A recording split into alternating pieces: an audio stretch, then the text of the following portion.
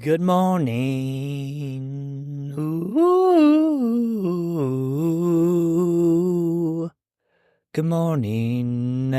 Good morning, folks. Ethan Nash here.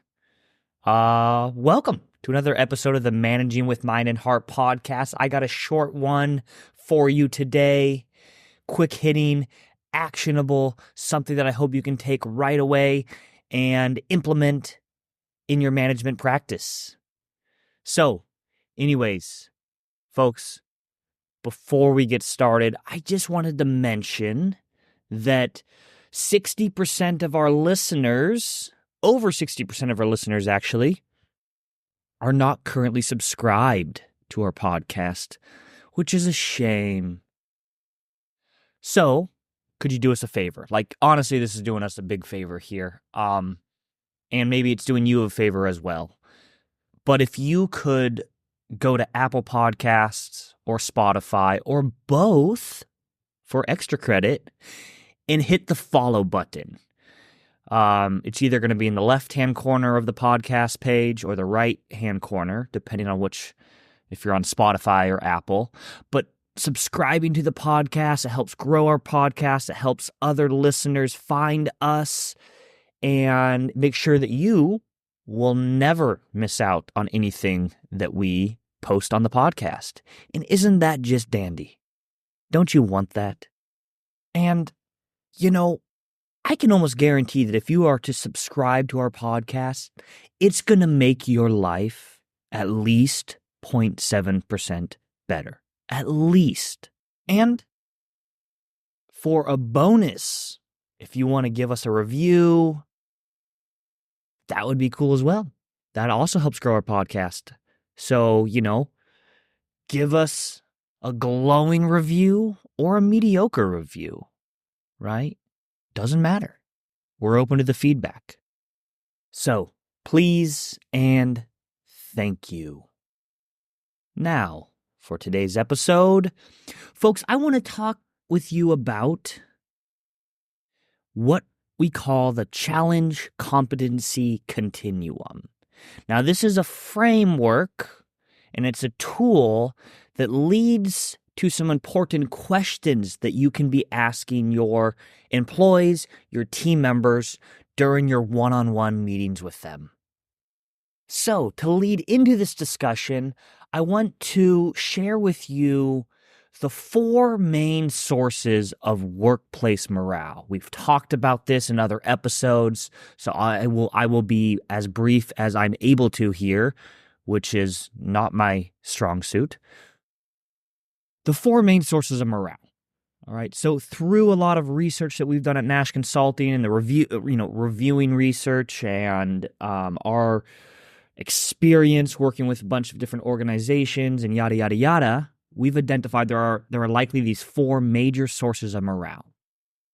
Okay? The 4 sources are one's individual experience, individual outlook is going to impact that person's morale. The second factor is your coworkers, right? The awesome or not so awesome people you work with every day will likely impact your morale. The third bucket is the work itself.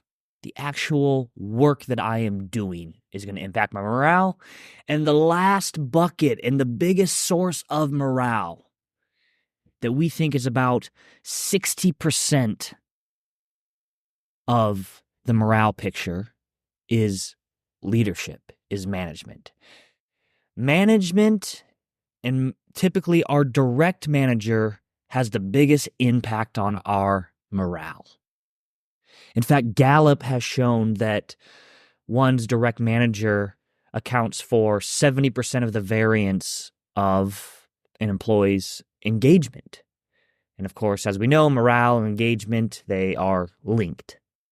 Now, the idea with these 4 buckets is they're not equally important. For example, individual outlook, we say that might be about, 10% of one's morale. Your coworkers that might make up around, we'll say anywhere between 10 to 15% of your workplace morale. And the work itself, maybe that makes up anywhere from 15 to 20% of your workplace morale, with the rest coming from leadership, from management.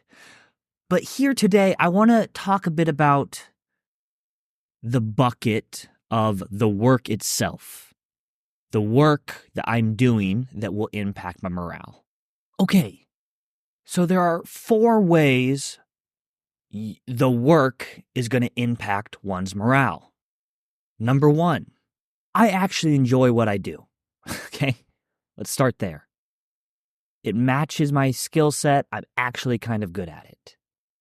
Number 2 is the Challenge-Competency Continuum, where I feel both somewhat challenged in my job and I feel somewhat competent. I'm going to circle back to this one because this is going to be a focus for us today. Number 3, my work feels important. Right? I'm actually doing some good in the world. What I do supports the mission of the organization, so on and so forth. Right? There's meaning in what I do. Okay. Now this one's really cool. This one's really important. Right? As managers, as leaders, we need to look for ways that we can help our employees understand the important, significant meaning of their work. And I recognize that this could be maybe difficult for some of us to pinpoint and articulate. But I tend to think that in most jobs, in most of them, if we can really dig deep, we can figure out and help our employees understand that there is some significance to what they do. I'll give you a couple examples here. So they did this study with bus drivers, and basically they took a bunch of bus drivers in an unnamed city, and they measured their level of felt meaning and purpose in their job. And they found that it was quite low. Sad, right? The next thing they did is the researchers went out and collected testimonies from regular commuters on these bus drivers' bus. And then they brought these testimonies to the bus drivers. And these ranged everywhere from, hey, you know what? Because of what you do, you're the one that's allowing me to get an education. Right? Without you, I wouldn't be able to get to and from school.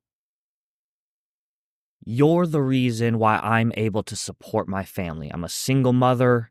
I work 2 jobs. I rely on the bus. So it was things like this. And after the bus drivers were able to read some of these testimonies, their sense of purpose and meaning in their job increased dramatically. And 6 months later, a year later, their sense of purpose and meaning in their job stayed at a higher level. I think that's pretty cool. Another quick, example here, and I don't know if this is totally true or not. I like to think it's true, but there's this story, of course, where John F. Kennedy, as president, was visiting NASA. And so the president was walking around, and he casually walked up to a janitor there and asked the janitor, hey, what do you do for NASA? And the janitor replied, I'm helping put a man on the moon. Right? So I think that regardless of the job that people do, we can help them connect what they're doing to the overall mission and to some purpose that they have in this role.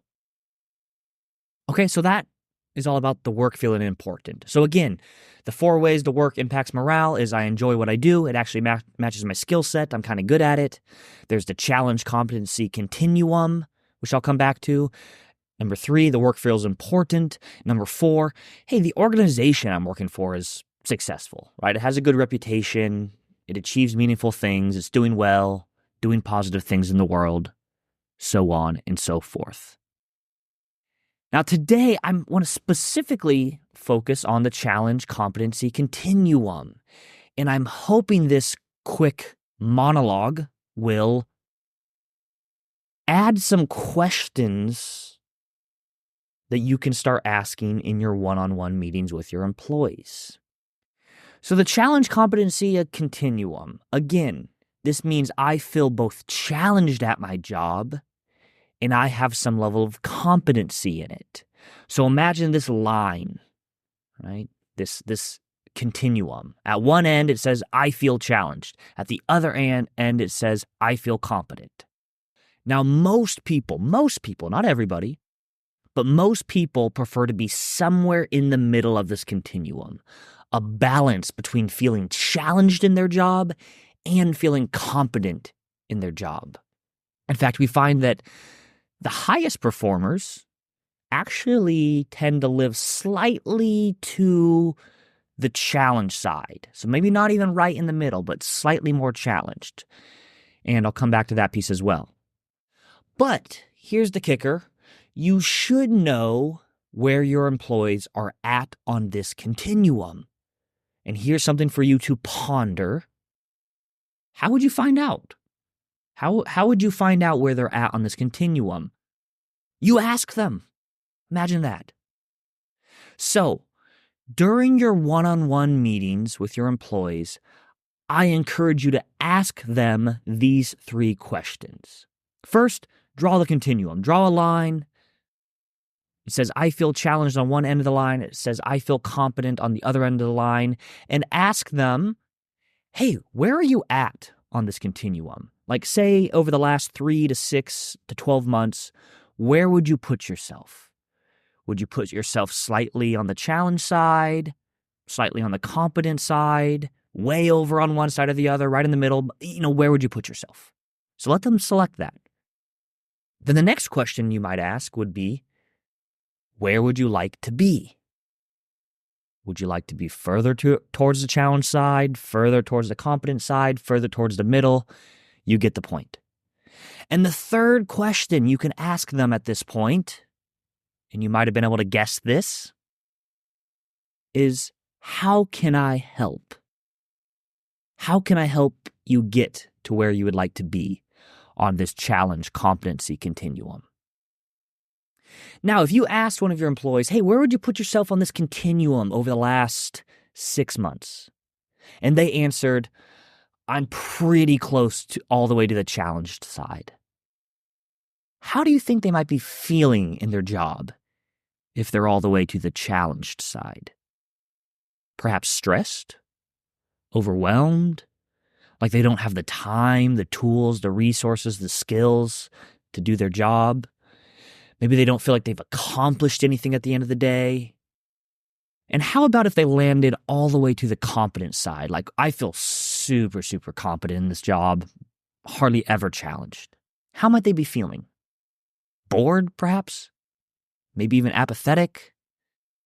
Now, what's interesting here is that scientists, smarty pants scientists, have figured out that both of these extremes, all the way to the challenge side or all the way to the competent side, both of these can overactivate our sympathetic nervous system. And when our sympathetic nervous system is activated, it tends to shut down learning, personal growth, and just optimal performance overall. Okay, so the sympathetic nervous system is a network of nerves that helps our body activate its fight or flight response. So isn't that interesting? Both of these extremes can put us into that fight or flight response.